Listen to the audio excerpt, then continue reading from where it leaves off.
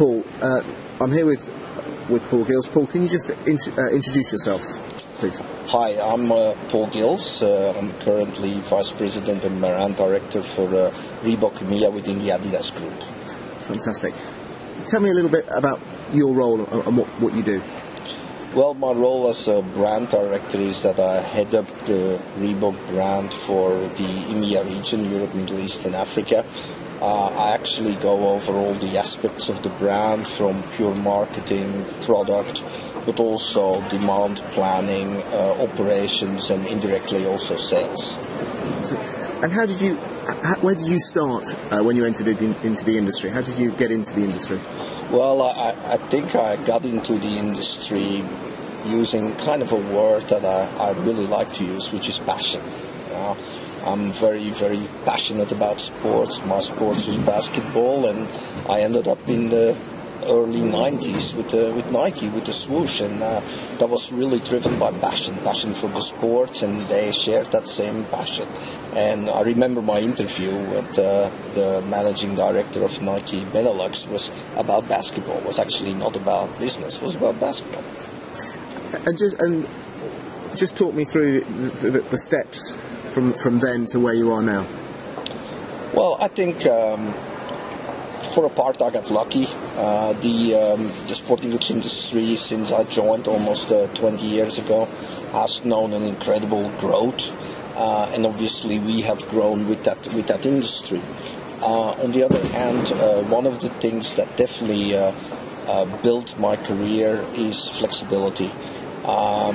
In the mid-90s, I decided to leave my home ground, Belgium, Benelux, and actually start an international career. My first stop was France, Paris. I lived for 3 years in Paris.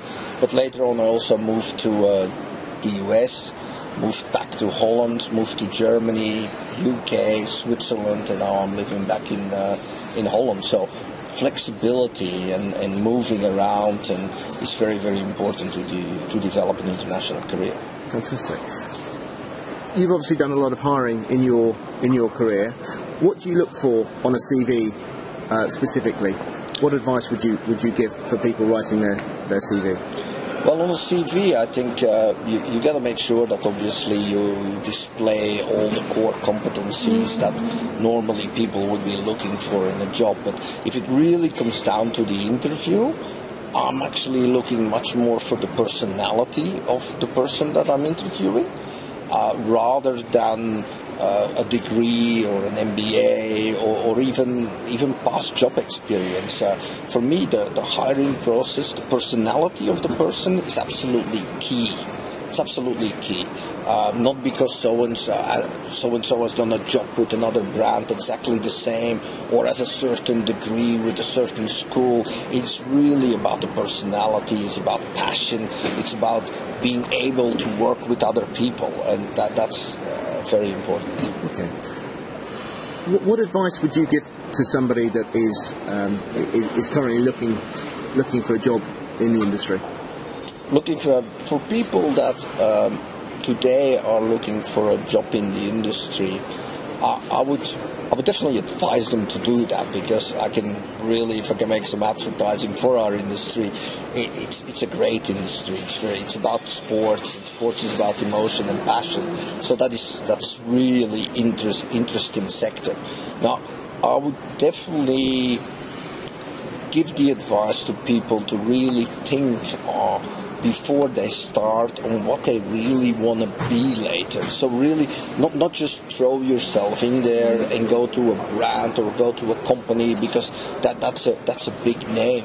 It's really kind of making from the beginning a good choice and saying, this is my end goal, this is what I want to become, whether it's I want to become the best sports marketeer in the world, then definitely kind of build your career in that direction from the beginning. Very good advice. And last question. In interviewing, I find that interviewers tend to have a killer question. What is your kind of defining question when interviewing somebody? When I'm interviewing somebody, I don't really have a 100% killer question, but one thing I really like to ask And it's very, I always ask it in a very innocent way, but it is actually a little bit killing. So, what do you want to be when you grow up? Yeah? And it really reveals a lot of things. So sometimes it reveals an almost stupid ambition, because people say immediately, in 2 years I want to have your job. That actually happened to me too. But very often it reveals whether the person has thought about the next step that he or she wants to take. So what do you want to be when you grow up is probably, I guess, my killer question. Paul, thank you very much. Very useful advice for anybody that is looking to develop their career in the sports industry. Many thanks. Thank you.